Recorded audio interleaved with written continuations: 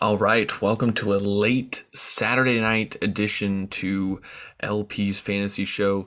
Today we're going to be, as I like to do for every Saturday, getting into some drafts.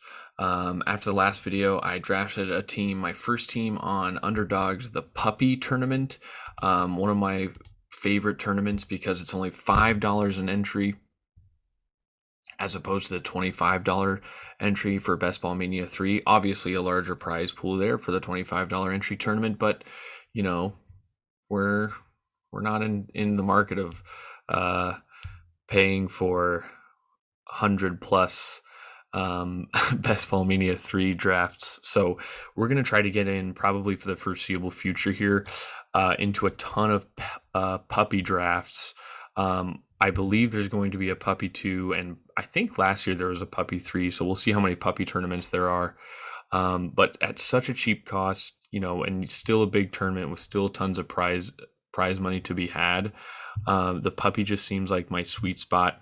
So going to be taking a break from Best Ball Mania 3 for a little bit and really jumping into the puppy. So today I'm going to review my first puppy team, and then I'm also going to draft my second puppy team here soon. So I'll go through some of the picks here. We'll take a look at the draft board here and kind of go through. I don't know if I'll go round by round because I really want to get into this next puppy draft, but I'll start queuing into the puppy draft probably when I start getting to pick 12. So I pulled the 2 spot here, and I tried to, kind of like I just talked about in my last video, I tried to, well, I don't know if I should be blurring people's names. That might be something I should look into. But after my last video here, I explained how the 103 is my favorite selection right now, and it gives me the best shot of like really hitting on this cluster of money picks. As you notice that most of them are closer to the early selections. This is once again just the players sprawled out on a draft board just based off of ADP. And so I really wanted 103 because I think it really gives me a really good option, really good flexibility and really good options. So I just treated this 102 like I would the 103 and tried to build it very similar so it doesn't look too dissimilar from some of the other teams.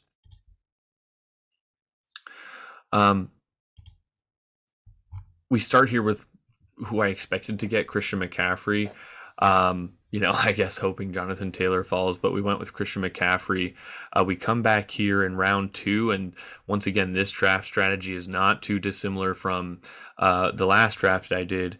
I went A.J. Brown again, just based off the choices there. I believed I could get Saquon, especially because like Leonard Fournette and Javonte Williams both kind of fell a little bit. And so I took A.J. Brown, giving me a wide receiver. T. Higgins and Keenan Allen go, and so I take Barkley. I really did think about Kyle Pitts here in the 3rd round, even though it's pretty much been Barkley or bust for me right now. I thought about Pitts in the 3rd round here, but once again, I was trying to play it so that George Kittle would fall to me in the 4th round by a few picks. He did not. Unfortunately. But Terry McLaurin kind of did. And honestly, of the wide receivers that went in this range, I'm really okay with the fact that Terry McLaurin went. I played the game here a little bit. DK Metcalf fell, and I was playing with fire a little bit because I really wanted to go Allen Robinson here because I didn't want to lose him. But I decided to play it safe. I took a somewhat falling Terry McLaurin. Let's see. I got him at. That's stupid to say that he was even somewhat falling. But I got McLaurin, and then I got Robinson, and so all of a sudden I'm feeling pretty good. 2 running backs, 3 wide receivers that I think are really, really strong, and Jalen Hurts falls. Jalen Hurts, I get another 8, 7-ish picks later than I should. And I loved that because it's a stack with A.J. Brown. And on the pick around, I went and got Devontae Smith. And so all of a sudden, I feel really, really good with what I think is going to be an elite quarterback option. um, stacked with an elite wide receiver option. Christian McCaffrey and Saquon Barkley as my two running backs, and I've got 4 wide receivers that are legit. Here we come back to, should I have gone tight end here at some point? Yeah, probably. I didn't go until 122 because once again, my strategy here was let's go get a somewhat elite tight end and just pair him with Gronk and go twos at the onesie positions. That means quarterback and tight end. But not only did I get Garrett Wilson to fall to me, I got Chris Olave to fall to me, which to me was just like so like that. I've got both of them as money plays right here. I really thought about Goddard stacking him again with Jalen Hurts, but maybe I should have, but I just when do you get Garrett Wilson and Chris Olave? It never happens. I even thought about Kareem Hunt, but I was just like begging him to possibly take Olave or something or Wilson, and he didn't. So I took both of them, and that might have been a mistake. I maybe should have transitioned, but at the end of the day, like there is a chance to me that Chris Olave still outscores Dallas Goedert, and is there a chance that Gronk outscores Dallas Goedert? I believe so. In terms of how things ended up here, and I'll jump into this next draft here. In terms of how it shaped out, I think maybe I'd feel better with Goddard like in the 9th round here. I just find it so rare that Wilson and Olave are even there. So, whatever, I guess. But, I just feel really strong at wide receiver, so I don't touch it again until Julio Jones later in the draft. Afterwards, Rashad Penny, I think he falls to me, does he not? Rashad Penny, not really. I just felt like I was getting decent value here, I guess. Rashad Penny has been falling due to he has a hamstring, and so people are freaking out because it's May 26th. I get Gronk. He's supposed to go around here. Fine. I thought about a tight end here like Albert O. Gesicki almost made it to me. If he had made it to me, even though I'm not a big fan of Gesicki, I probably would have taken just because of the value difference there. I ended up getting Tyler Algier. I wasn't too mad at this, even though I have McCaffrey and I have Barkley. Like I'm okay with spending just a little bit of extra capital on running back.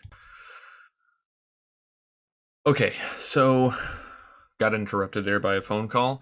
As that was happening, we jumped into our next puppy draft here. We ended up with the 106. We're not super in love with that draft spot here, but we're also not super mad at it. As I've talked about before, I do kind of like the 106 because it means I get one of the elite options here. This might be my first share of Jamar Chase. We're definitely not in love with some of this. Let's just see what this guy does.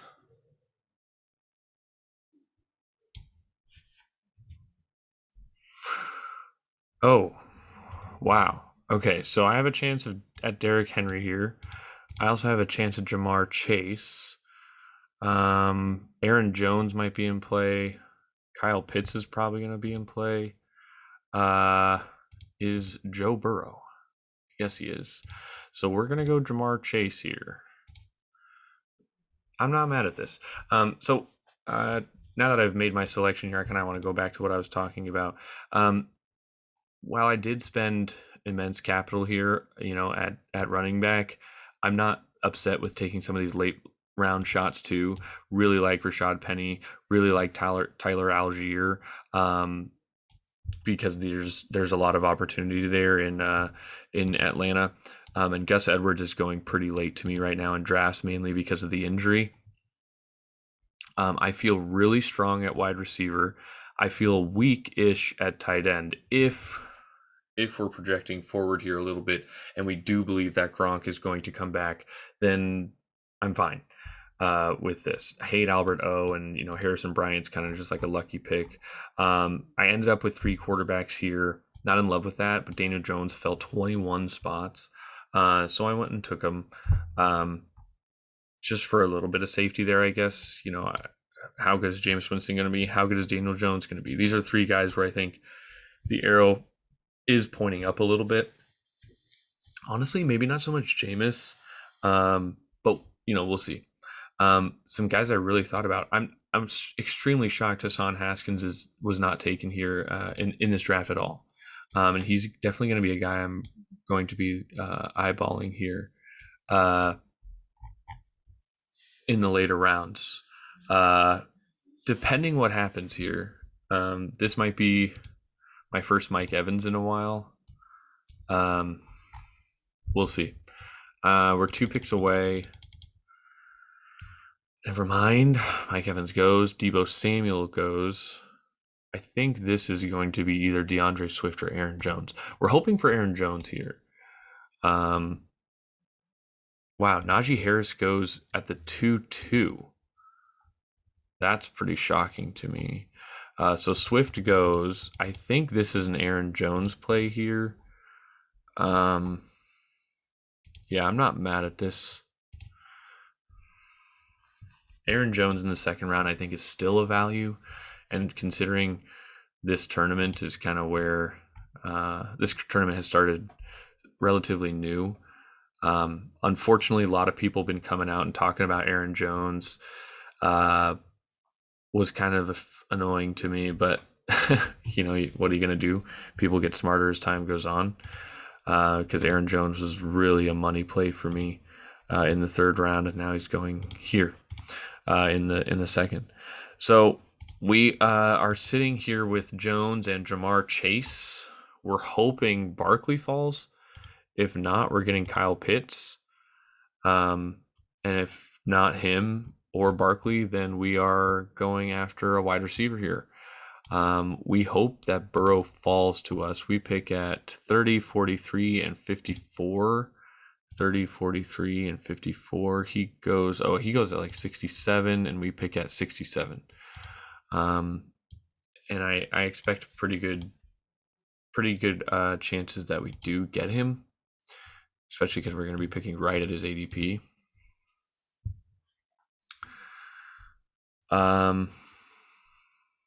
We're 6 picks away. AJ Brown is still on the board. T. Higgins is still on the board.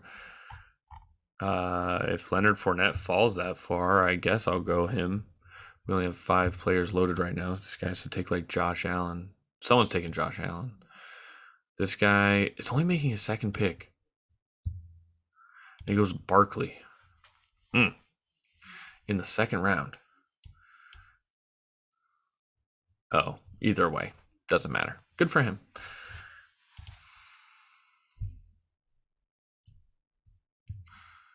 He needs to hurry up and take AJ Brown, except that's my picks. Damn it. Okay.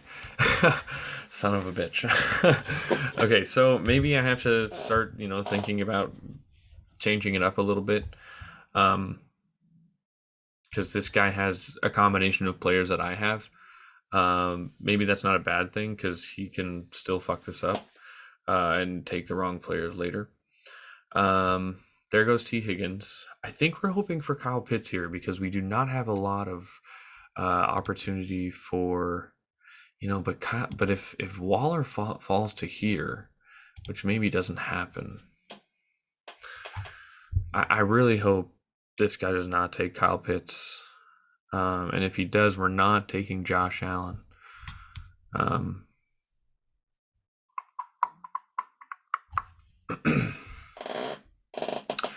As you hear my chair crink in the background. Man, if...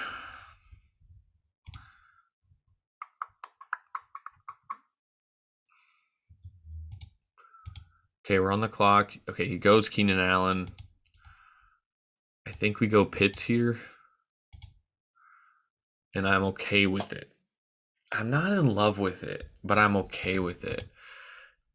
We saw good things last year for Kyle Pitts, and maybe I should project more forward. but I do worry about this offense a lot, man. Like, Matt Ryan was the only reason that the Falcons were picking 8 this last year, or this draft, and not like 4. So I'm pretty nervous that this offense could be bad enough still. So, this Falcons offense does make me nervous, but to still get him in the 3rd round, we should be treating him as like a wide receiver. And of the wide receivers that are going right now in that general range, Jamar Chase, I mean, he had an unreal year, but he's going up there. I don't think there's much of an argument. Well, maybe there is, but there's an argument that Kyle Pitts is a better receiver than like T. Higgins right now, or just like a better weapon. That's hard to say, I guess. But because of the positional value, I'm not super mad. Like Jalen Waddle went a couple picks after, he's going in this same round. But, Kyle Pitts is for sure the guy in Atlanta, and probably better than Jalen Waddle. Maybe. Splitting hairs. So Darren Waller doesn't fall to us, and that's okay. Like, I'm not mad about that. We're probably going to pair Kyle Pitts with Gronk. We're going to see what happens at our pick here, but these are definitely some guys we're thinking about. Where's my ADP draft board? Here we are in pick 4. Like, Robinson is probably going before I get back in the 5th round. And I might take him here, but pick 43 versus 51, about 8 spots early. Like, Kittle is still there, McLaurin, Deontay Johnson. I'm just a very, very firm believer in Allen Robinson, and do believe that taking him in the 4th round does make some sense. And I'm gonna do it because I think the value is still there. He should be going in the 2nd round, probably. There was years where like Julio and Calvin Ridley were going in, the top 4 rounds. I think Thielen was a 2nd rounder, right? It's 8 picks early, but to me, 8 picks is not like the end of the world. I could definitely see some people, like, the reason you don't want to reach is because if you reach, the players that you're getting at the particular selection, the reason you don't want to reach is if you do reach, like, for example, I took Robinson here, but someone who doesn't take Robinson there, they're going to have a 3rd round valued player plus Robinson, or a 4th round valued player plus Robinson, where I'm going to have Robinson and a 5th round valued player, which we typically don't want. But I'm like, 1 round to me, I don't know. Maybe this is poor process, but I feel like I can just make it up. I can make it up with a good selection in round 5. And, to me, I feel like there are selections in round 5 that could be better than selections in round 4. Like Metcalf and Cooper, I'm supposed to be taking one of them in this range. Maybe I could have taken McLaurin. He goes at 46. But, I don't know. Look at, like, what if I get Kittle? Does that mean I get Kittle and Robinson and, like, it's a wash then? I'm not saying I'm getting Kittle. I don't know what I'm doing here, honestly. If Kittle is taken. I'm starting to talk myself into these guys. 58. I think I'm going to be taking Rashad Bateman here. One of the running backs here does entice me. I don't know what I'm going to do here. Like, am I going to take Kittle and then just not touch tight end? That's just like so much. I'm not in love with this, and I'm very mad because there are so many times Kittle does not fall to me here, and because he goes here, and I'm about to get him in the 5th round.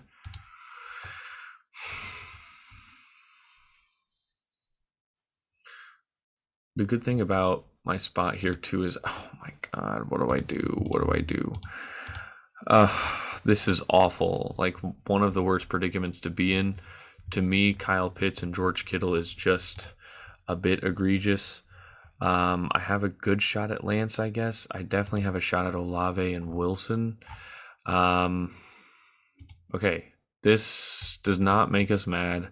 We're taking value, and we're getting Kittle and Robinson, and that helps our stack at the very least. That helps our reach on Robinson. And you can make an argument that the reach on Robinson then now forces me into this decision here. Maybe a decision that's lower,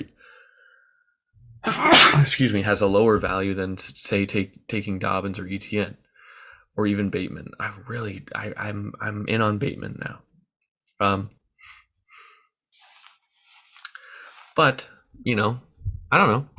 I'm not mad at this so far. I feel like I got guys. I got basically a wide receiver. Could be a flex play. I feel like I've got good production at tight end for this year. I already love my wide receivers. But we're probably going to hammer some wide receivers here in a few picks. We're hoping for this, actually. We're hoping for Joey B falling to us at 67. There goes Bateman. Fine with it. We're hoping for Joey B here, and not really touching quarterback either. Maybe this turns into a Claypool and Kenny Pickett stack, actually, with a counter stack against Burrow. This draft so far is not turning out too bad. I'm definitely open to taking. I'm just going to stick to 2 tight ends here, and my hope is if Joe Burrow, this guy could take him, but he's going to want to wait for Mike Evans, Tom Brady, hello, or even Matt Ryan. Brady and Matt Ryan sounds pretty good. This person, don't want to say the name out loud. So we're hoping for Joe Burrow here, and if we get Joe Burrow, then maybe we just go 2Z at the quarterback position 2 and go Kenny Pickett, because you also get an opposite stack there. Man, one thing I have not done yet, and I really need to do, is factor in the schedule. It shouldn't. Call that. See, this is what you don't want to do, and it's 9 picks early, and he picks at 6-4, so he's probably not picking again until. Yeah, he's not picking again for a while, but man. Okay, so here we go. Joey B. Okay, this is working out pretty good. We're not mad at anything that's happened so far. Joey B. Okay, I love this right here. I'm stacked with Joey B and Jamar Chase. I can't believe you can still get that, and I can't believe Joe Burrow is falling. Like, why can I get Joe Burrow in the 60s in the middle of the 6th round?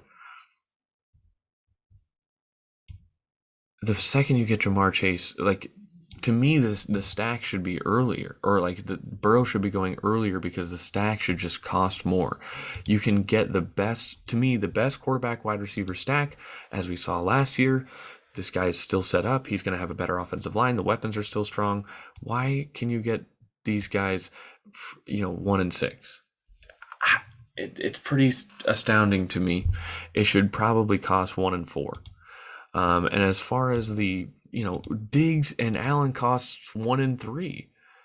And, I think Diggs is up here. I think he deserves to be up in the upper echelon. But, is it really that much of a difference between Diggs, Allen with Chase, Burrow? Same thing with Mahomes. And yeah, the rushing ability, I get it. But Burrow was still money last year, and what if he's even better this year, because they now have an offensive line? So, we're not too mad here. What to do next? We're 4 picks away. We'll be picking. We just picked Burrow there, and so now we're looking for something here. Oof. Maybe a Clyde Edwards-Helaire or Brandon Ayuk. If we can get Trey Lance, he's going to like 99. Man, we'll take Trey Lance at 102. But it does influence my decision here. Do I go CEH or Brandon Ayuk? Maybe this decision is made for me. Miles Sanders. Oh, at 91, we want Wilson or Olave, don't we? Yeah. What do we do here? Ayuk. I think we just go Clyde Edwards-Helaire. I'm okay with it. I'm picking at 78. He's supposed to go 79. Yeah. I'm not mad at this here. I needed a second running back. Running back is kind of weak right now. We're not going to push the button. We're not going to panic here and take Trey Lance early at 99, at 91, even though he goes 99. We're hoping he falls a few spots. I don't expect that to happen. But if it does, I'd take that over the Pickett stack. I guess we'll find out here in round 9. We're going to be here. Yeah, I'm more okay with taking Chase Claypool. So we'll know if we get Lance or if we get Claypool, basically. Deandre Hopkins still falling. It's about to be 9 picks in a row if he falls here, but this guy needs a wide receiver. He takes Skye Moore. Skye Moore. Man, once again, Skye Moore going at pick 83. This is a guy who was taken in the 2nd round, and just because he's drafted to the Chiefs, all of a sudden it's like, we've got to take him before guys that we know are better. We know are better. Olave and Wilson. I'm willing to bet very strongly that these guys are guaranteed better than Skye Moore. And there's just something about that to me that doesn't make sense. Maybe you're afraid of the Jets offense. I get it. But part of what this Chiefs offense was Tyreek Hill and Patrick Mahomes and the amazing things that they could do. And I still think Patrick Mahomes is awesome. Is going to let this offense do great things. Man, do I get DeAndre Hopkins here? What do I do? This is insane. And Hawkinson is falling. This is insane. Hopkins here around later. Oh, okay. Man. See, this guy gets DeAndre Hopkins, though. Like, that's huge. As his wide receiver 5, that is huge. You would know before. Oh, man. This is a tough one for me.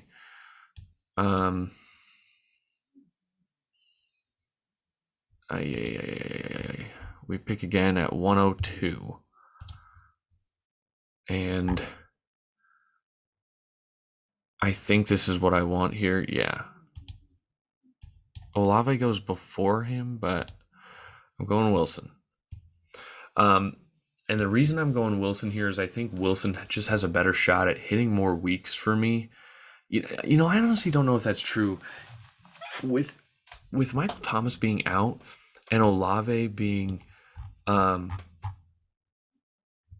if Olave's there, I should have just maybe taken Olave and seen what would happen, because I like a lot of the picks here at this stage of the draft. But we'll see how many people go. Like TJ Hawkinson is still on the board. We have options here for our next pick. But the reason I went Wilson over Olave here is Wilson was the number 1 wide receiver for most of the offseason, and seemed to be the most consensus. And Olave to me was not the most consensus wide receiver one. There was one guy out there. If you listen to the Athletic podcast, they have the GM show with Randy Mueller and Mike Sando. Fantastic show. I I do enjoy the information shared. I try my best, and I do this with every podcast, to kind of see my own thinking and compare and contrast. And it's really easy. Damn, there goes Olave. It's really easy, to get swept up in what someone else is saying. Um, but I do kind of pay attention because it's a different kind of perspective. Plus, as someone who's been in a GM chair before, he was the GM of Randy Mueller was the GM of the I believe maybe the Saints. Yikes! And I think the Dolphins. But anyways, he really liked Olave. He liked both Ohio State guys, which made me feel good about. Oh, there goes Trey Lance. About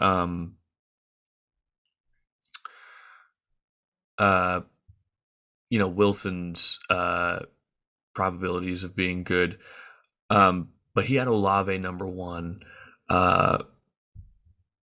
So just, I'm open, I'm open to the idea of Olave being successful and, being at the 10 whatever, 103, 102, and I get both of them. That's just like so money to me.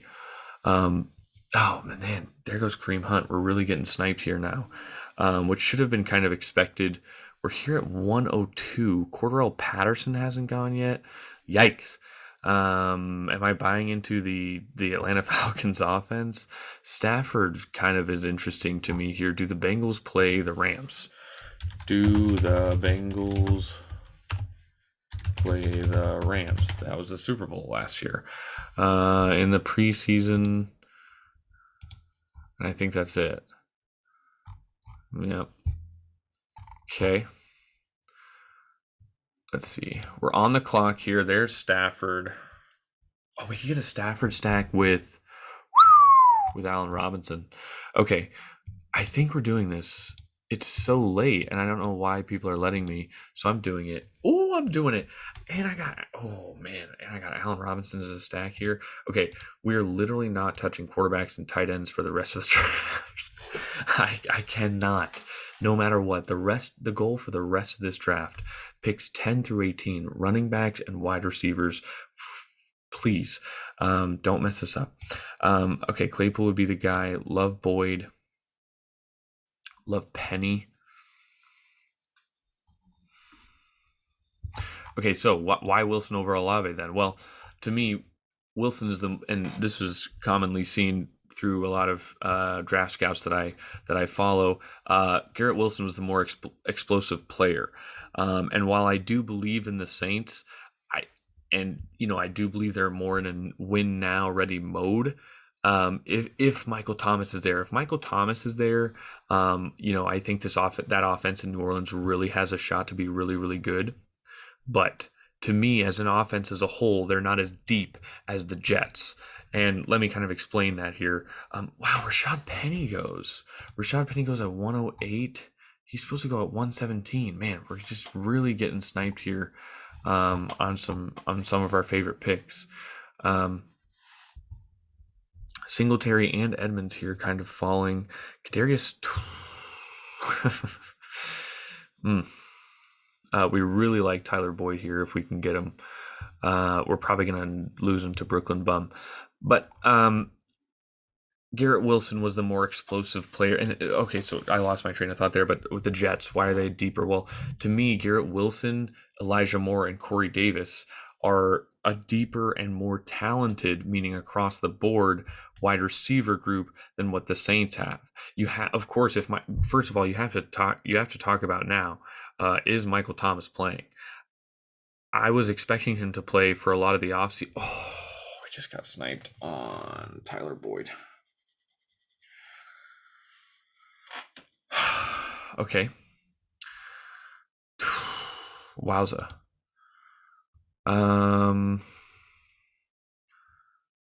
Chase Edmonds.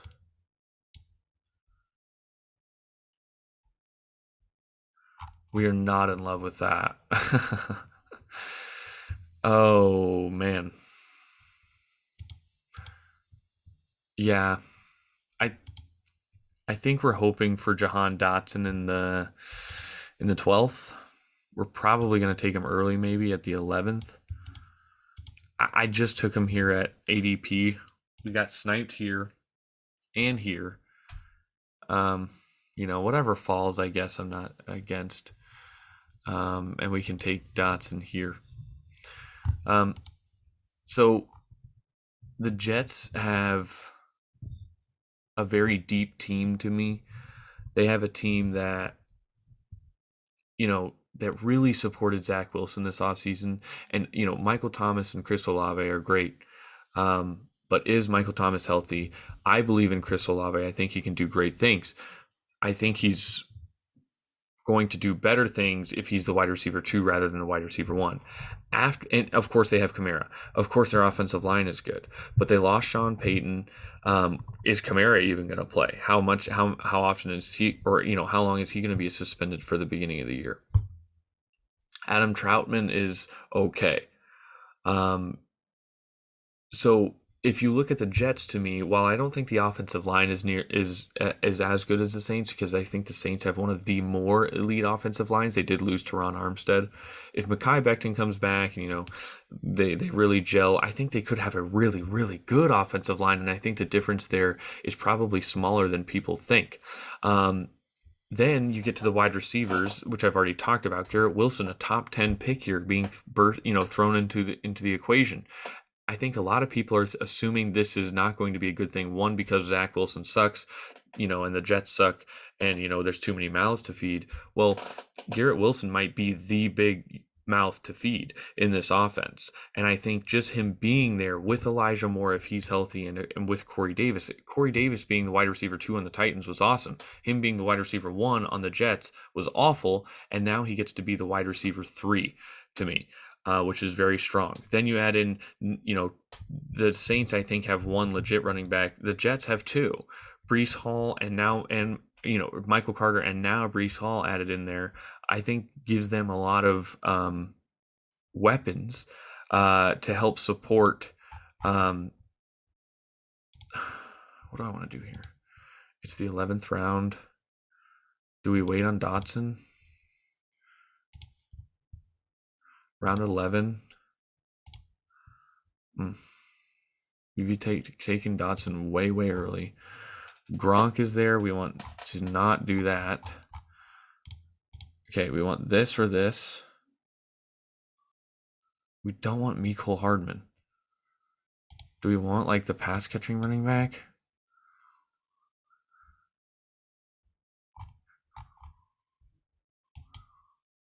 Oh, God. Man, we're really struggling here with what the right thing to do is. Yeah, Rachaad White. So anyways, I think Garrett Wilson has a really good shot to be really, really good for the Jets and give them a lot of I just think the offense is going to be successful. And another thing is Garrett Wilson doesn't have to be like I don't think all the attention is going to be on Garrett Wilson. He doesn't need, not everything falls on Garrett Wilson's shoulders. He has help. This is a team. In terms of the offense, the Saints, it's more like the stars, and stuff falls on their shoulders. And we've kind of seen how that has worked out for the Saints. So I just, I tend to go Wilson over Olave, but it's really, really close. My last 2 picks here have been running backs, and I gotta say, I don't feel great about it. Chase Edmonds, to me, was kind of a falling value. I didn't really know what else to take here, and Rachaad White. While on the one hand, I do want to feel bad about it, on the other, we've got to take some running backs and wide receivers here, and that's the whole point of just taking 2 quarterbacks and just taking 2 tight ends. I really need to start hitting wide receiver hard here because it's going to get bad fast. But that's why we're hoping that Jahan Dotson falls to us at pick number 139. It would be 6 picks ahead of ADP, and I have been getting sniped in this draft a lot. But we do see quite a few wide receivers going ahead of him.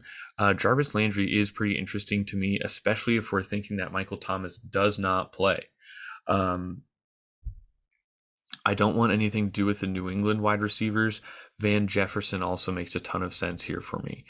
So if we don't get Jahan Dotson, I'm not super stressed about it, but I do want Dotson. I don't think it's the best. Jefferson is really starting to grow on me here.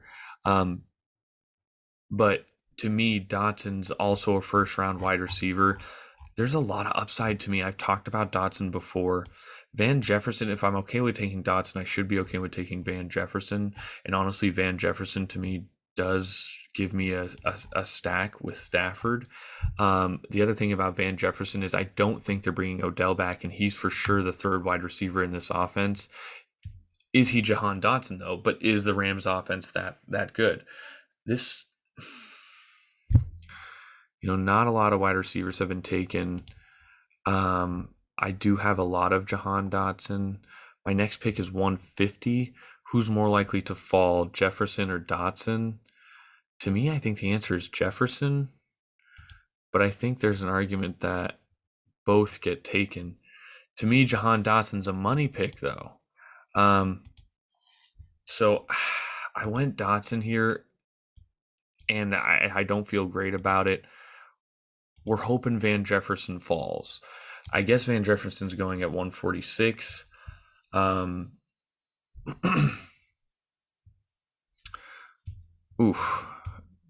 There's a shot.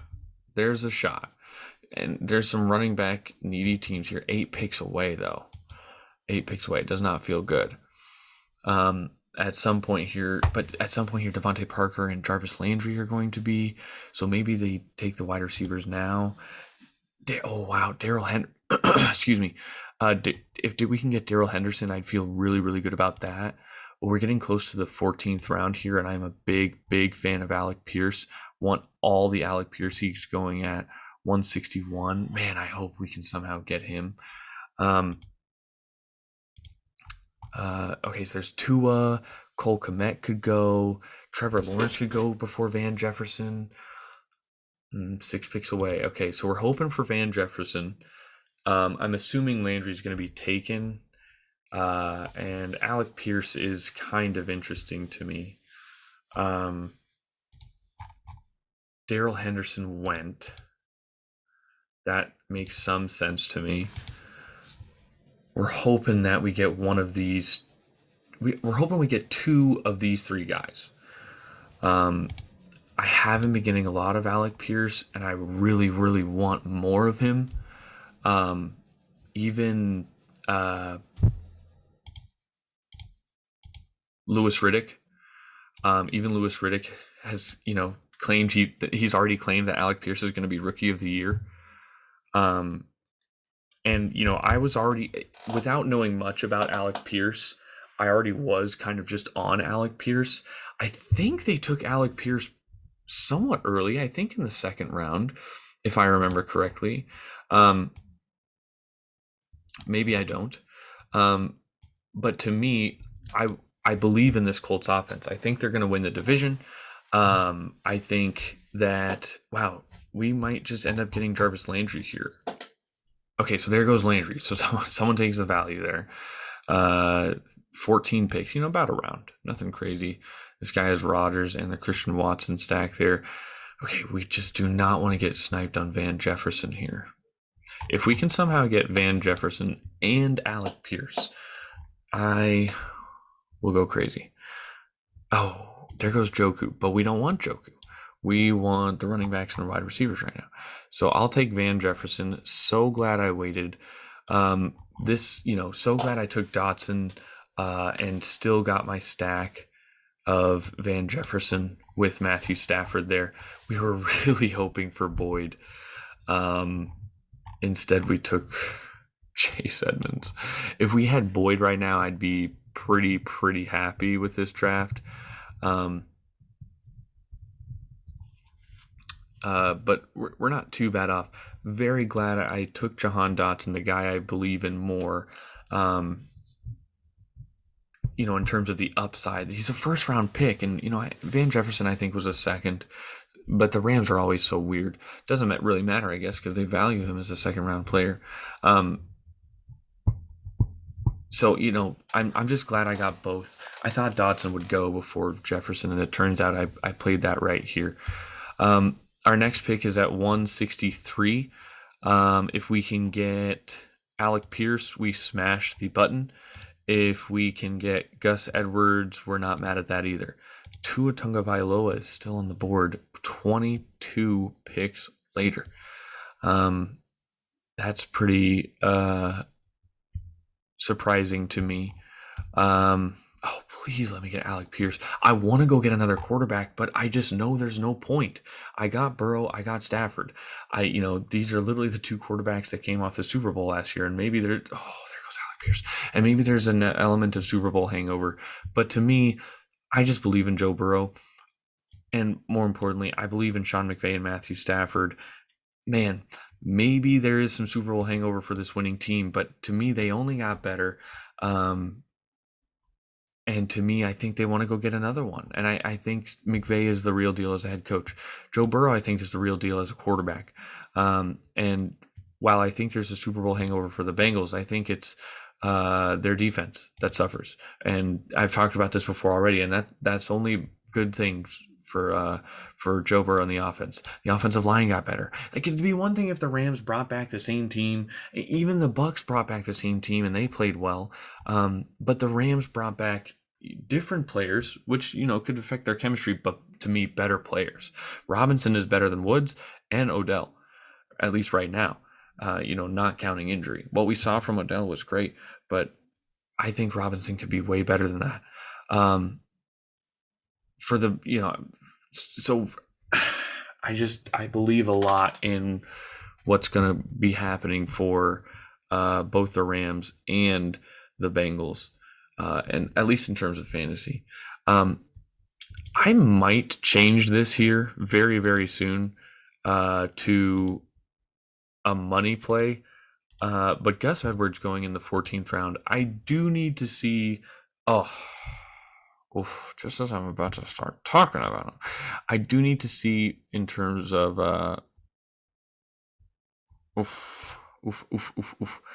in terms of injury, what his expected return is like. I've got to do that for a few guys here very soon. David Bell. This is kind of interesting. I'm not mad at this.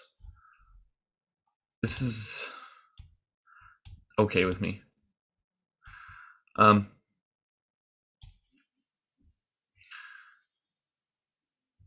12 picks later, I'm okay with David Bell. Wow. So yeah, Gus Edwards, depending on the injury, but Dobbins got hurt around the same time as Gus Edwards. And last year, Dobbins was going about in the 5th, maybe closer to the 6th. I'm not entirely sure. I actually think it might have been actually closer to the 4th, because now he's going around later because of the injury stuff. But Gus Edwards is going in the 10th, the 12th. And now he's going in the 14th. So, I don't know. Kind of makes some sense to me here. Gus Edwards, and should be going in the 12th. So should this be a money play? Well, once again, I got to look into the injury history here. Not the injury history, but the injury status. I do follow Edwin Porras. I hope I'm saying that right. Porras. On Twitter. I will definitely check out his fantasy shows. I have in the past, and I will this offseason, especially on a few guys. He's part of the reason I'm in on CMC, and Penny as well. I've got to check out what he has to say about ETN, because honestly, in the 5th round, while Doug Peterson didn't draft ETN, I think the talent there is going to be kind of hard to ignore. A 1st round running back, maybe even if he shouldn't been, he would have been a for sure second round running back. And he did grade out very similarly in terms of how scouts saw him, as well as how the fantasy community saw him. He did grade out fairly well, and fairly similar to Najee Harris. Obviously, the injury thing is getting in the way with that a little bit again. So I kind of lost my train of thought there. Where was I? Oh, ETN. So ETN is another one of those guys I want to look out for. Zeke, same thing. I think Edwin Porras is higher on Zeke as well than the general community right now. I'm going to take a falling Kenneth Gainwell here. So, maybe I'll be okay with taking Zeke here. But right now, to me, with Gus Edwards, who I keep forgetting I didn't get, if his injury status, or if he's on track to play by the beginning of the year, there's even an option that Gus is ready to play and Dobbins isn't. I expect both to be ready to play. They've had a whole year off.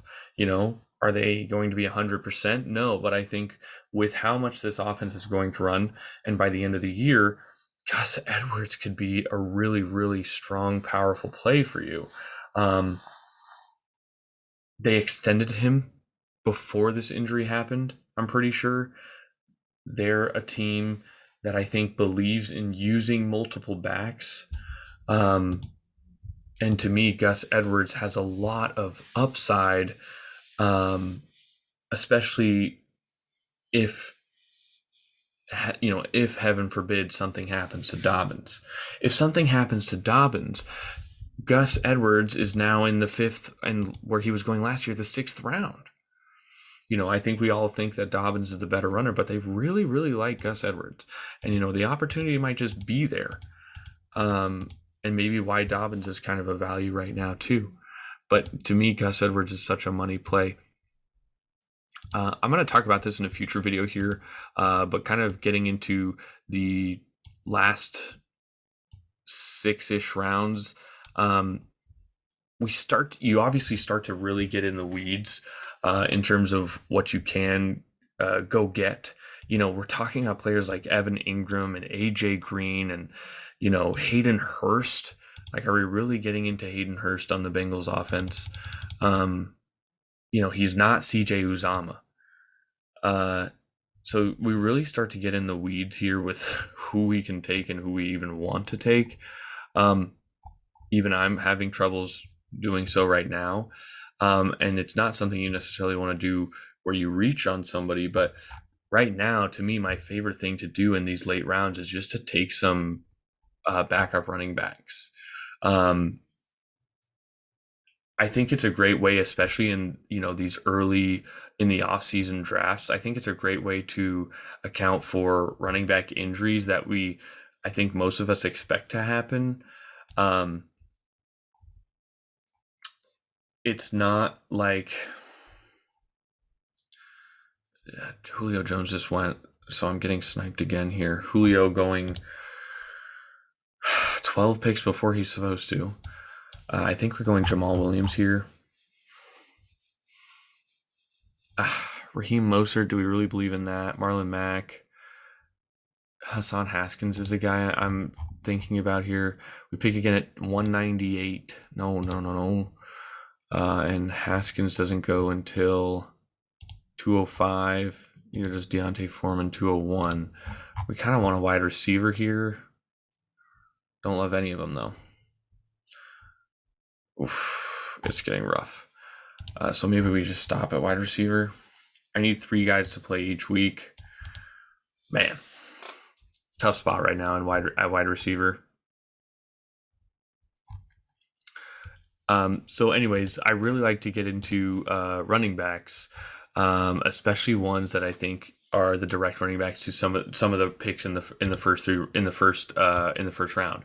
I know that's not really like profound in any way, but right now it just seems to me like a guy like Hassan Haskins or Deontay Foreman, um, the backups to Derrick Henry and Christian McCaffrey. Like if Jonathan Taylor's the money play, and then the other backs have question marks because of X, Y, or Z, especially if like people are worried about CMC and Chase because of injury history, then Deontay Foreman should be going way earlier. And the same could be said about Hassan Haskins. They don't have anybody behind Derrick Henry. And if Hassan Haskins is good, even if he's average, they're going to get a ton of run because they almost have to run the ball because they've completely cornered themselves into that game plan on offense. Even a Keontae Ingram, I'm surprised that Benjamin isn't going more. Like he's not even on the ADP draft board right now, and I doubt he's in the top 18 rounds in this puppy draft or this puppy tournament so far. So I just like some of the options here in the late rounds, taking these later picks or taking these backup running backs because if they hit really hard, and you just don't see a lot of upside in any of the other picks. Like in the last round, it's obvious why it's the last round. That's why I have Pickett as such a money play in the last round because I think he's just, in terms of the value there, in terms of the quality of player, Pickett to me is so much stronger than than like Kenyon Drake. You've got to be shitting me. We're heavy on running backs here. We have 6 wide receivers and 6 running backs. We still might just take some of these outlandishly undervalued running backs. I'm going to take Haskins over Deontay Foreman. I'm not sure here. Haskins or Foreman. I could end up getting both. We know Deontay Foreman is pretty good and played decently well last year for the Titans. When, I'm going Deontay Foreman. I'm pretty sold on this. All Matt Rule kept talking about last year is we've got to run the ball more. And I think what they saw from Chuba Hubbard was not what they wanted. They go out and sign Deontay Foreman.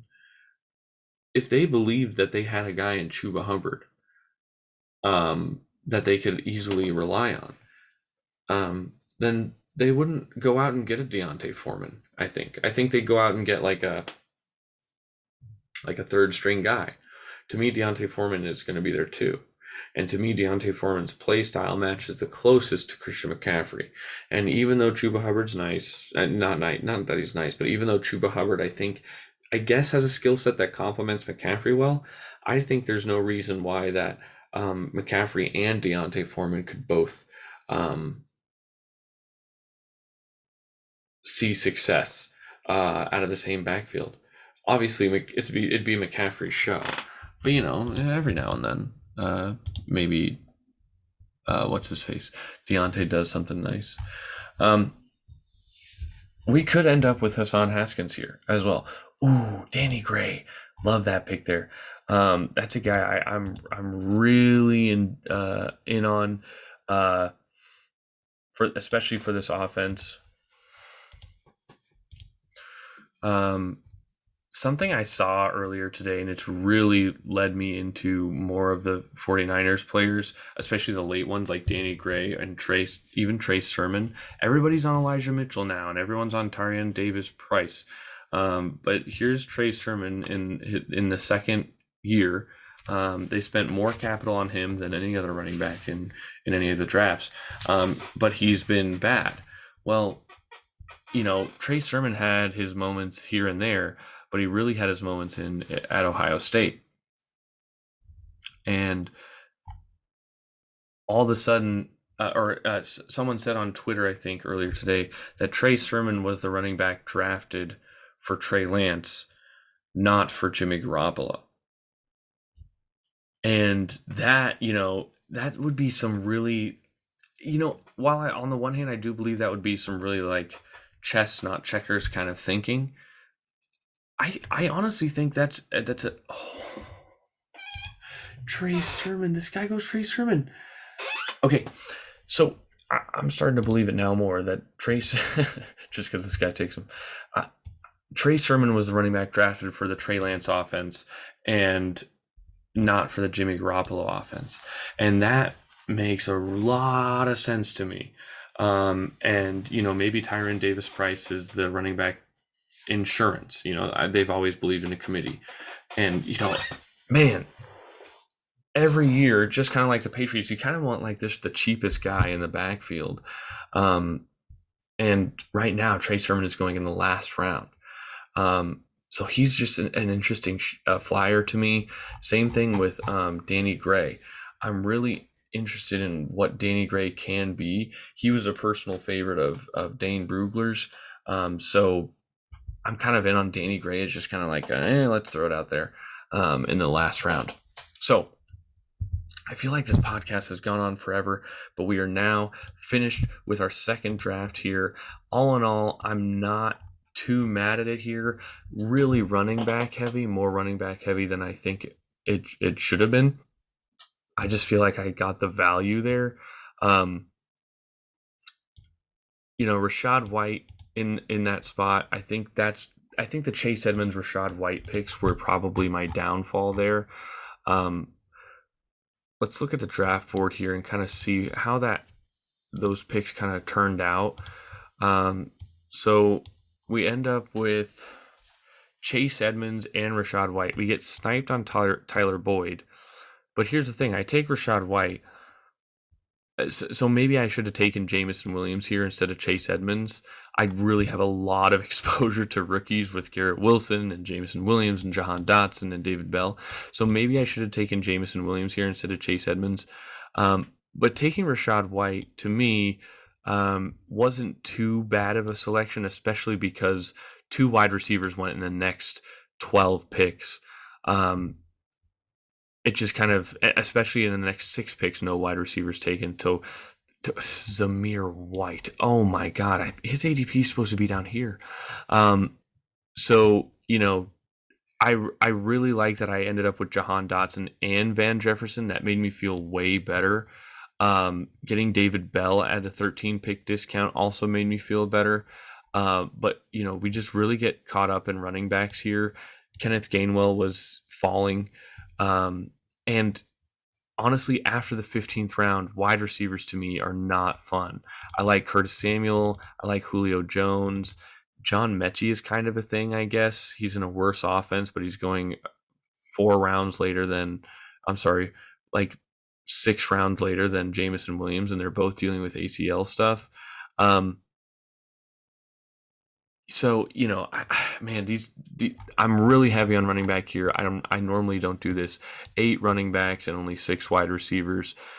But, I think I could be sustained by this Joe Burrow, Jamar Chase stack. I'm in love with the fact that I got stacks for both my top quarterbacks and my top wide receivers on my team, both of which Allen Robinson, I think, should be drafted up here. So I feel like I've got 2 high round wide receivers with 2 high round quarterbacks. The depth that wide receiver is, the drop off from wide receiver 2 to wide receiver 3 could be big. This Garrett Wilson selection has got to really pan out.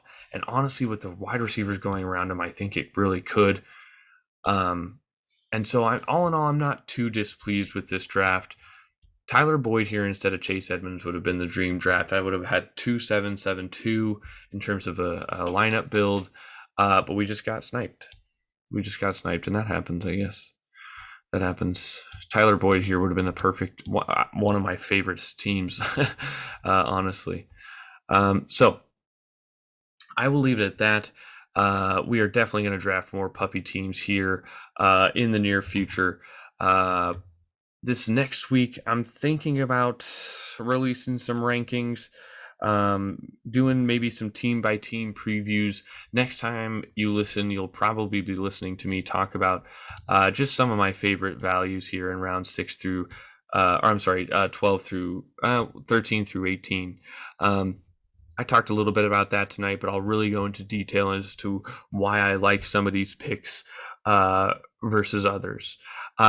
If you are listening if you are out there listening, and you have listened all the way up to this point at the end of the video, I truly appreciate you. I don't know why you would listen to me, but the fact that you did does mean something to me. Thank you to me for actually, once again, sticking with the schedule, recording a podcast or recording a video, doing something fantasy draft related, fantasy football related, because number one, I want to. It's been a dream of mine, and number two, I think it'll help me in the future, especially for this year. Thanks for listening, and have a good night.